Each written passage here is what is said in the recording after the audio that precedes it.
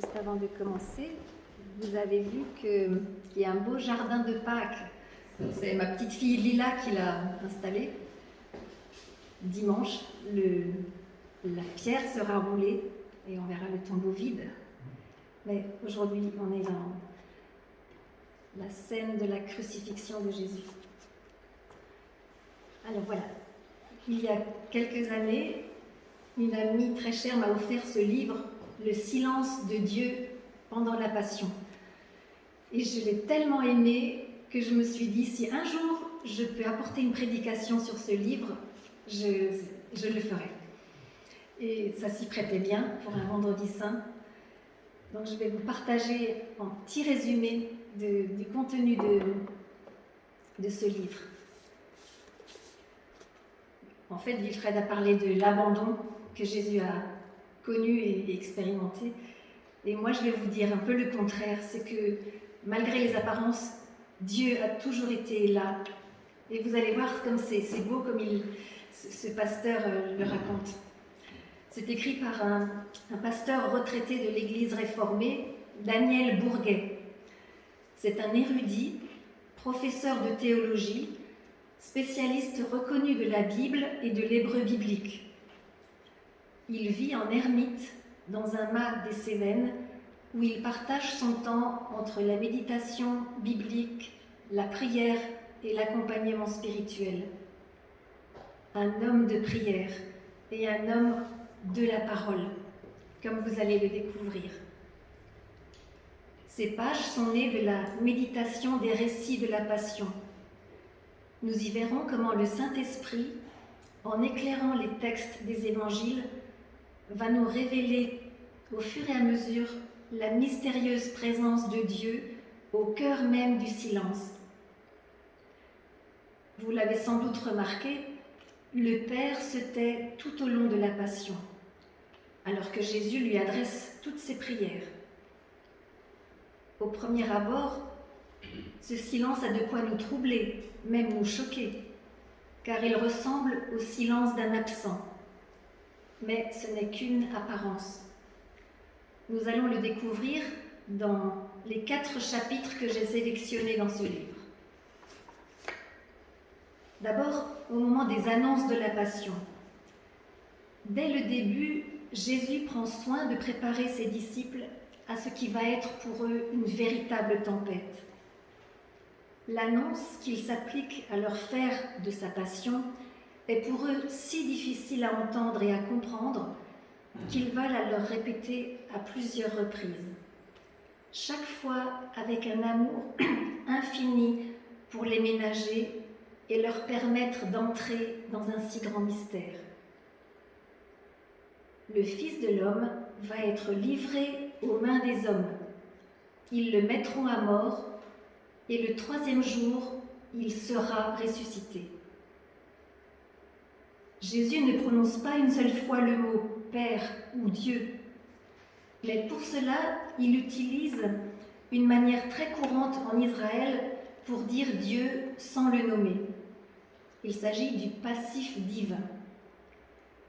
Nos traducteurs ont pris la fâcheuse habitude de traduire par « il ressuscitera », alors qu'il s'agit en fait d'un passif. Il sera ressuscité.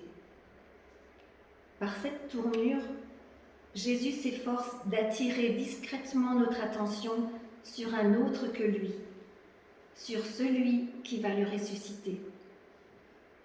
Il ne prononce pas son nom, mais son nom est dans son cœur, comme dans un sanctuaire.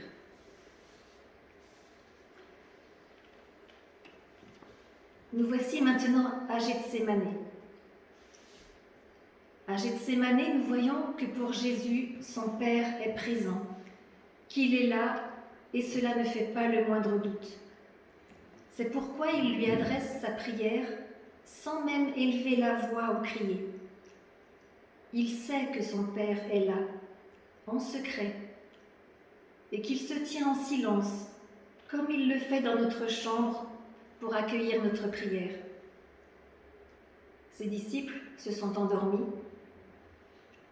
« Vous me laisserez seul, avait dit Jésus avec une pointe de souffrance dans le cœur. mais je ne suis pas seule, car le Père est avec moi. Merveilleux Père du psaume 21, qui ne dort ni ne sommeille. Les liens de communion tissés avec les hommes ont disparu dans le sommeil. C'est l'heure de la désaffection des proches, certes, mais le Saint-Esprit fait de cette heure un moment de profonde intimité entre le Père et le Fils. Jésus en a plus que besoin, parce que son Père est en train de lui tendre la coupe qui contient le vin de la colère de Dieu. Quand on entrevoit ce que cette colère déclenchée en Dieu par le monde entier peut représenter comme insondable souffrance pour le Christ, alors on comprend sa supplication à genoux, prosterné, le visage contre terre. Père, s'il est possible, éloigne de moi cette coupe. À nos yeux, Dieu ne répond pas à la prière, ne réagit pas. Ce que nous percevons, c'est un silence semblable à celui d'un absent ou d'un indifférent. Ce que nous percevons aussi, c'est la frayeur et l'angoisse de Jésus, son trouble profond devant la mort. Mais quelque chose va se passer qui va transformer le Fils, le revivifier au point qu'au moment de son arrestation, le seul fait de répondre « c'est moi » va faire tomber à la renverse la troupe d'hommes armés. En fait, la réponse du Père à la prière de Jésus est immédiate et survient à travers l'apparition d'un ange. Cet ange, qui se fait voir, rend visible la présence du Père.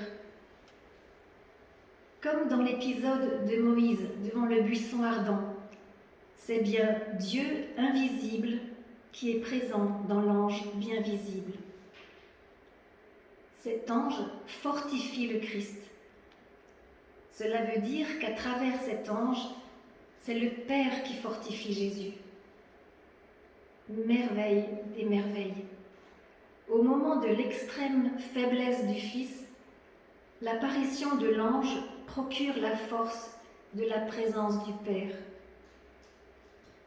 Cet ange, Jésus ne l'a même pas demandé ni réclamé, et cependant il est là, signe de grâce pure donnée par le Père.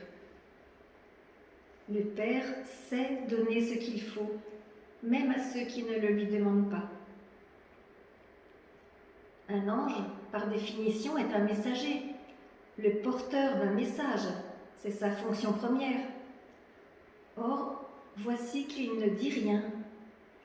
Son message est un silence qui dit la compassion et la tendresse du Père pour son Fils angoissé. C'est ainsi que nous voyons à quel point le Père est là, sans défaillance, merveilleusement présent pour donner au Fils la force d'aller jusqu'au bout.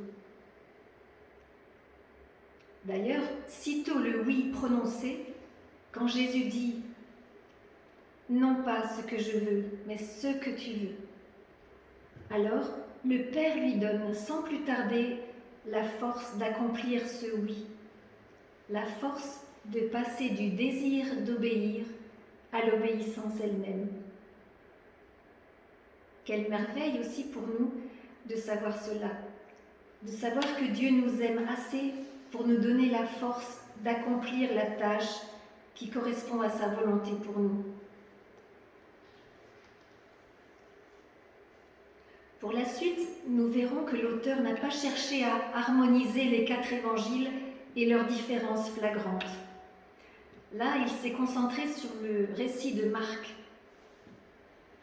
À force de prière et de travail sur le texte, il a mis en lumière des détails qui vont confirmer combien Dieu n'a cessé de remplir le silence par sa présence.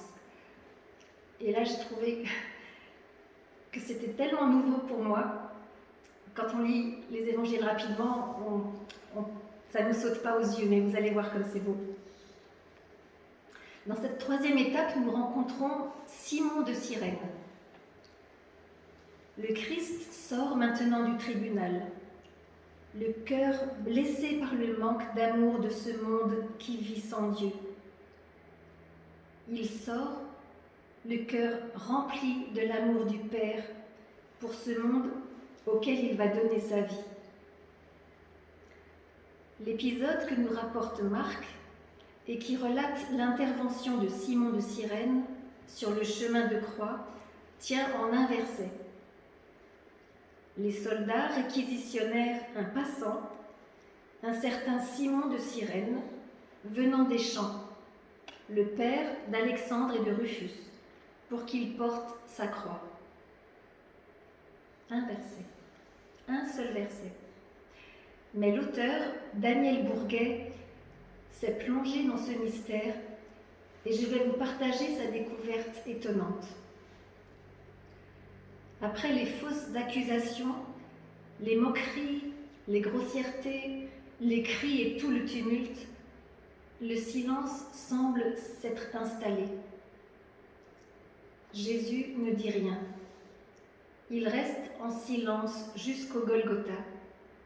Et ce silence est le lieu de sa prière.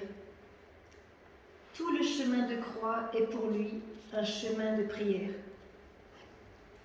Aux côtés de Simon, Jésus prie en silence, se préparant à la mort. Simon respecte ce silence et ne dit rien. Peut-être que lui aussi prie en silence. Alors que dire du Père durant ce long silence sur le chemin parcouru au pas d'un condamné à mort? Jésus serait-il dans l'attente d'une nouvelle parole d'amour de son Père? Ou de quelques signes de sa part qui lui donneraient une force supplémentaire pour le dernier combat? L'expression « Simon, père d'Alexandre et de Rufus » va nous éclairer, parce que c'est absolument unique dans toute la Bible de présenter un homme de cette façon. La coutume veut qu'un homme soit présenté par rapport à son père, comme Jacques, fils d'Alphée, Jacques, fils de Zébédée. Ce que Marc nous suggère ici, c'est que l'homme qui est en train de porter la croix de Christ est un père et qu'il a pour se condamner une attention de père, un cœur de père, une compassion de père. Il est là, dans un silence de père, comme une présence paternelle, et qu'ainsi, pour le Christ, c'est son Père qui s'est approché de lui, invisiblement à travers cet homme visible, en silence à travers cet homme silencieux, le soutenant à travers le soutien de cet homme, rythmant son pas au rythme du sien. Là, cette fois-ci, ce n'est pas un ange qui est descendu du ciel pour venir fortifier le Christ, c'est le Père lui-même qui est venu porter la croix de son Fils, et tout cela en silence, un silence d'une infinie beauté. Maintenant, dans la dernière étape, nous allons voir intervenir Joseph d'Arimathée. Jésus est maintenant sur le mont du Calvaire. Il a étendu les mains sur la croix et nous lui avons donné la mort. Il a étendu les mains sur la croix et il nous a donné sa vie. De notre part à nous, c'est un meurtre dans la logique du monde qui s'est vidé d'amour. De sa part à lui, c'est une offrande dans la logique de Dieu au sommet de l'amour. Qui donc maintenant le descendra de la croix pour le déposer dans la tombe? Le dernier indice évoquant le Père est la déchirure du voile du temple qui discrètement révèle le deuil du Père déchirant son vêtement à la mort de son Fils. Geste bouleversant, sans la moindre parole, ce qui est certainement le signe d'une douleur au-delà de toute parole. Mais qu'a pu faire ensuite le Père dans son deuil? Comment a-t-il vécu la descente de la croix et la mise au tombeau de son Fils? L'Évangile de Marc nous parle d'un illustre inconnu, un certain Joseph d'Arimathée. Nulle part ailleurs, il ne sera fait mention de lui. Même sa ville d'origine, Arimathée, est inconnue des Écritures, comme pour nous signifier que Joseph est à considérer comme un homme issu du mystère, peut-être même du secret de Dieu. Il était un disciple de Jésus, mais en secret. Voici donc un homme qui sort de son secret et ose aller réclamer le corps de Jésus à Pilate. Mais après ces tractations, Joseph va redevenir silencieux. Depuis la descente de la croix jusqu'à la mise au tombeau. Son silence est souligné par la présence de femmes qui assistent à la scène dans un total silence. Pourtant, la coutume voudrait qu'elles fassent entendre leurs pleurs, vous savez, les pleureuses. Et puis, nous sommes à l'entrée dans le sabbat. Selon la tradition, la liturgie est confiée aux femmes. Elles devraient entonner des chants et des prières. Mais non, tout est silence. Non seulement Joseph est silencieux, mais il est aussi seul pour accomplir toute l'œuvre qu'il a eu à cœur d'entreprendre. Une œuvre qui, à vrai dire, relève de l'impossible pour un homme seul. Comment, en effet, cet homme a-t-il pu descendre de la croix un crucifié, l'envelopper dans un linceul, le déposer dans un tombeau et rouler cette énorme pierre?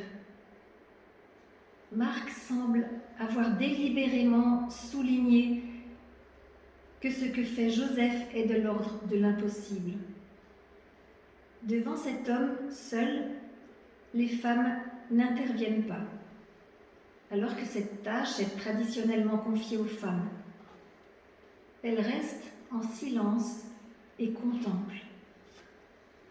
Elles semblent être comme retenues par quelque chose qui les dépasse et qui relève du mystère. Si l'on passe en revue les ensevelissements mentionnés dans la Bible, on s'aperçoit que jamais personne n'a été enseveli par un seul, hormis une exception, et qui relève du plus profond mystère. Il s'agit de Moïse, l'ami de Dieu, son intime. Il nous est dit que Moïse est mort, littéralement, sur la bouche de Dieu, ou cette autre traduction, sur un baiser de Dieu. Et le texte poursuit par ces simples mots, et il l'ensevelit. Dieu aime à ce point celui qui est mort dans son baiser, qu'il prend soin de l'ensevelir dans la solitude de son intimité. En relatant maintenant l'ensevelissement du Christ, Marc suggère qu'à travers et au-delà de Joseph, c'est le Père qui, dans son grand amour, ensevelit son Fils. Marc ne dit rien du Père.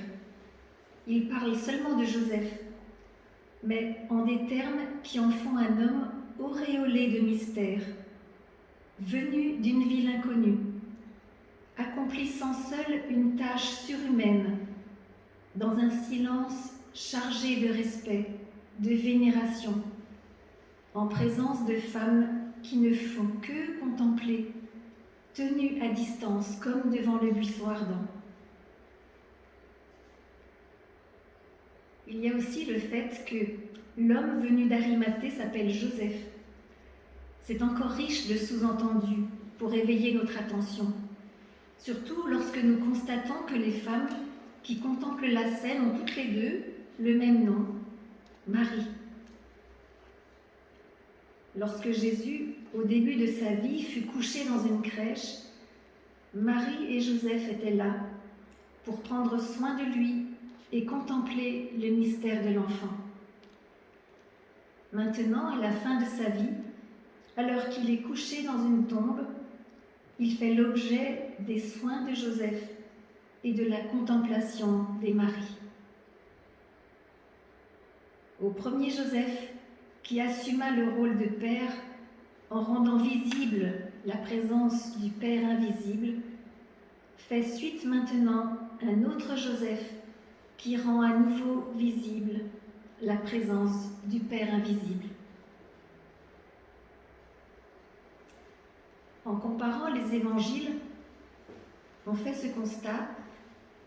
Matthieu conclut en disant à propos de Joseph, il s'en alla. Et Luc, à propos des femmes, elles s'en retournèrent. Mais rien de cela chez Marc. Personne ne s'en va, ni Joseph, ni les femmes.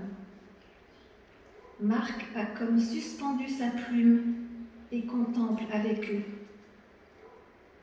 Le ciel et la terre font silence. Le Père silencieux ne s'éloigne pas du Fils. Insondable amour.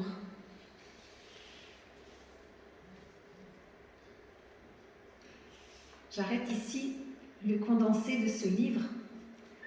Vous comprenez maintenant pourquoi il m'a tellement touchée. En quelques chapitres, il nous révèle la nature profonde de Dieu, qui jusque dans les pires moments de la vie de Jésus sur cette terre, va lui manifester son amour, sa présence, sa tendresse toute maternelle. Alors, qu'allons-nous faire de ce que nous venons d'entendre ? Je retiens deux choses, et j'espère que vous pouvez les retenir avec moi. La première, il y a tant de fois où à nos yeux, Dieu ne fait rien, ne dit rien, n'intervient pas et semble étrangement lointain et absent, au cœur même des temps particulièrement éprouvants. Alors que pourtant il est là, mais de manière si discrète, si humble, si cachée à nos yeux, intervenant magnifiquement dans son imperceptible et humble amour. Ça s'appelle les clins d'yeux. Néline aime bien l'utiliser. Ces petits clins d'yeux qui nous disent « là, effectivement, Dieu est intervenu ». Et je retiens aussi de cette lecture que parfois il peut arriver que nous soyons des Simons pour nos frères et sœurs, en arrivant juste au bon moment pour les aider à porter leur fardeau, comme si Dieu nous avait réquisitionnés pour leur venir en aide. Nous pouvons être des Simons autour de nous.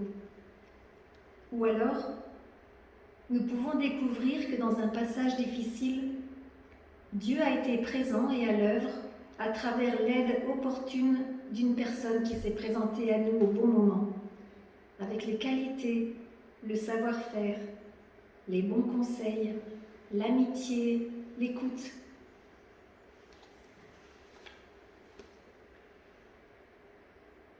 Je m'arrête ici. Je vous laisse avec tout ce que vous avez pu recevoir. On va prolonger ce moment avec un très beau chant, encore une fois de Glorious, qu'on peut écouter en repensant à ce que je viens de vous partager. Tu viens relever le faible, tu le prends dans tes bras. Alors, les paroles sont très belles.